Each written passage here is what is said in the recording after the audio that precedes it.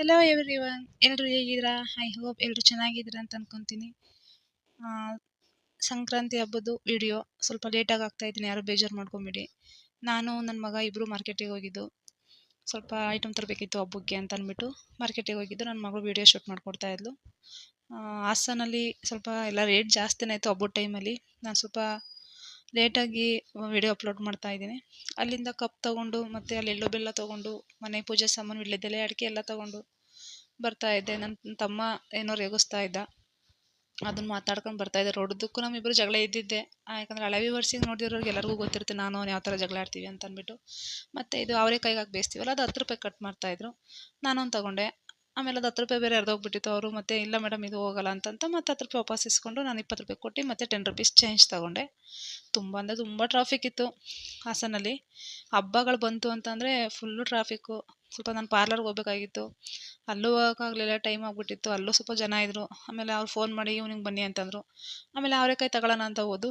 ಅಲ್ಲಿ ಅವರೆಕಾಯಿ ಹತ್ತು ಕೇಳೋಕೆ ಹೋದರೆ ಅವ್ರು 1 ಟು ಡಬಲ್ ಹೇಳಿದ್ರು. ಎಲ್ಲ ಕಡೆ 100 ರೂಪಾಯಿಗೆ 2 ಕೆ ಜಿ ಮಾರ್ತಾಯಿದ್ರೆ, ಇವರು 100 ರೂಪಾಯಿಗೆ 1 ಕೆ ಜಿ ಮಾರ್ತಾಯಿದ್ರು. ಅದನ್ನು ನನ್ನ ತಮ್ಮ ರೇಗಿಸ್ಕೊಂಡು ಮಾತಾಡ್ಕೊಂಡು ಬರ್ತಾಯಿದ್ದ. ಆಮೇಲೆ ಮಾವಿನ ಎಲೆ ತೊಗೊಂಡು ಬರ್ತಾಯಿದ್ದೆ. ಅವ್ನು ಮುಂದೆ ಹೋದ, ನಾನು ಸ್ವಲ್ಪ ಹಿಂದೆ ಉಳ್ಕೊಂಡೆ. ಯಾಕೆ ಬಾ ನಾನೇ ಕರ್ಕೊಂಡು ಹೋಗ್ತೀನಿ, ನಿಂಗೆ ದಾರಿ ಗೊತ್ತಾಗಲ್ಲ ಅಂತ ರೋಡೋದಕ್ಕೂ ರೇಗಿಸ್ಕೊಂಡು ನಂಗೆ ಕರ್ಕೊಂಡು ಹೋಗ್ತಾನೆ ಇದ್ದ. ನನ್ನ ಮಗಳು ಹಿಂದೆ ವಿಡಿಯೋ ಕ್ಯಾಪ್ಚರ್ ಮಾಡ್ಕೊಂಡು ಬರ್ತಾಯಿದ್ಲು. ಆಮೇಲೆ ಒಂದು ಹೂವಿನ ಬ್ಯಾಲೆನ್ಸ್ ಇತ್ತು, ಎಲ್ಲ ತೊಗೊಂಡು ಹೂ ಮಾತ್ರ ಬ್ಯಾಲೆನ್ಸ್ ಇತ್ತು. ನೋಡಿದೆ ಹಾಸನ ಹೂವಿನ ಮಾರ್ಕೆಟು. ಆಲ್ಮೋಸ್ಟ್ ಹಾಸನಲ್ಲಿರೋರಿಗೆ ಯಾರಿಗೂ ಗೊತ್ತಿರುತ್ತೆ, ಯಾರಿಗೂ ಗೊತ್ತಿರಲ್ಲ ಅವ್ರಿಗೆ ಹೇಳ್ತಾ ಇದ್ದೀನಿ ಅಷ್ಟೇ. ಹೂವಿನ ಮಾರ್ಕೆಟಿಗೆ ಬಂದ್ಬಿಟ್ಟು ಅಲ್ಲಿಂದ ಚೆಂಡು ಬೇಕಿತ್ತು ಬಾಗ್ಲಿಗೆ ಹಾಕೋಕ್ಕೆ ಅಂದ್ಬಿಟ್ಟು. ಚೆಂಡು ಮಾರು ನಮ್ಮ ಕಡೆ ಹಾಸನಲ್ಲಿ ಮಾರು ಲೆಕ್ಕ. ಮಾರು 40 ರೂಪಾಯಿ ಅಂದರು. ನಾನು 50 ರೂಪಾಯಿದು ಹಾಕಿಬಿಡಿ ಅಂತ ಅಂದ್ಬಿಟ್ಟು ಹಾಕಿಸ್ಕೊಂಡು ಕವರ್ ಕೇಳಿದೆ. ಆಂಟಿ ಕವರ್ ಇಲ್ಲ ಅಂತ ಅಂದ್ಬಿಟ್ಟು ಹಂಗೆ ಕಟ್ಕೊಟ್ರು.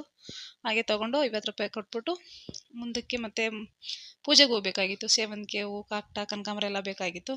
ಅವನಿಗೆ ಸಾಮಾನು ಕೊಟ್ಟಿದ್ದೆ, ಇಟ್ಕೊಂಡು ಬಂದ. ಕನ್ಫ್ಯೂಸ್ ಆಗಿಬಿಡಿ, ಫಸ್ಟು ಮಗ ಅಂತ ಹೇಳಿದೆ, ಆಮೇಲೆ ತಮ್ಮ ಅಂತ ಹೇಳ್ತಿದ್ದೀನಿ ಅಂತ ಅಂದ್ಬಿಟ್ಟು. ಅಂದರೆ ಅವ್ನು ನಮ್ಮ ಆಂಟಿ ಮಗ, ನನ್ನ ಮಗನಕಿನ್ನ ಹೆಚ್ಚೆ. ಏಜಲ್ಲಿ ನನಗಿನ್ನೂ ಒಂದು 4-5 ವರ್ಷ ಚಿಕ್ಕವನು ಅಷ್ಟೇ, ಅದಕ್ಕೆ ತಮ್ಮ ಅಂತ ಹೇಳ್ತೀನಿ. ಎರಡೂ ಒಂದೇ, ಅಂದರೆ ಅವ್ನ ಪ್ರಾಣ ಒಂದೇ ಮಾತಲ್ಲಿ ಹೇಳ್ಬೇಕಂದ್ರೆ ಅಂದ್ಬಿಟ್ಟು ನಾನಿರಲ್ಲ. ಆಮೇಲೆ ಅಲ್ಲಿಂದ ಹೂ ರೇಟ್ ಕೇಳ್ಕೊಂಡು ಬರ್ತಾಯಿದ್ದೆ. ಒಂದು ಕಡೆ 60 ರೂಪಾಯಿ ಇತ್ತು, ಒಂದು ಕಡೆ 70 ರೂಪಾಯಿ ಇತ್ತು, ಒಂದೊಂದು ಕಡೆ ಒಂದೊಂದು ರೇಟ್ ಇತ್ತು. ಮತ್ತು ಇದು ಕಾಕಡ ಬೇರೆ ಅವರೇ ತೊಗೊಂಬ ಫ್ರೆಶ್ ಆಗಿ ಕೊಟ್ಟು ಮಾರ್ತಾಯಿದ್ರು. ಆಮೇಲೆ ಎಲ್ಲ ಕಡೆ 60 ರೂಪಾಯಿ ಹೇಳ್ತಾಯಿದ್ರು ಕಾಕಡ. ಇವರು 30 ರೂಪಾಯಿಗೆ ಹಾಕ್ಕೊಡ್ತೀನಿ ಬನ್ನಿ ಅಂತಂದರು. ಅಂದ್ಬಿಟ್ಟು ನಾನೇನು ಮಾಡಿದೆ, 50 ರೂಪಾಯಿದು ಕಾಕಡ ತೊಗೊಂಡು ಬಂದೆ. ಅದೇನೋ ಹೇಳ್ತಾಯಿದ್ರಲ್ಲ ಯಾರೋ ಮಾಮೂಲಿ ಕಸ್ಟಮರ್ ಬಂದು, ನೀವು ವೀಡಿಯೋ ಮಾಡ್ತಿರಲ್ಲ ವ್ಯೂವರ್ಸ, ಇದು ಯೂಟ್ಯೂಬ್ ಇದೆಯಾ ಅಂತ ಕೇಳ್ತಾಯಿದ್ರು. ಹೌದು ಸರ್, ಸಬ್ಸ್ಕ್ರೈಬ್ ಮಾಡ್ಕೊಳ್ಳಿ ಅಂತ ಅವ್ರ ಹತ್ರ ಮಾತಾಡಿಕೊಂಡು ಅವರು ಚೇಂಜ್ ಕೊಡೋಕ್ಕೆ ಅಮ್ಮ ಗಂಟೆ ಮಾಡ್ತಾಯಿದ್ರು, ಲೇಟ್ ಆಯ್ತಿತ್ತು. ಆಯಿತು ಬಿಡಿ, ಚೇಂಜ್ ಏನು ಬೇಡ ಅಂತ ಅಂದ್ಬಿಟ್ಟು 50 ರೂಪಾಯಿ ಕೊಟ್ಟಿದ್ದೆ ಅಲ್ವಾ, ಮತ್ತೆ ಇನ್ನೊಂದು 20 ರೂಪಾಯಿ ಹೂ ತಗೊಂಡೆ. ಎಕ್ಸ್ಟ್ರಾ ಹೂ ತಗೊಂಡೆ, ಅಷ್ಟು ಕೊಟ್ಟರು. ಅಲ್ಲಿ ಅಳತೆ ಹಾಕ್ತಿದ್ದಾರಲ್ಲ,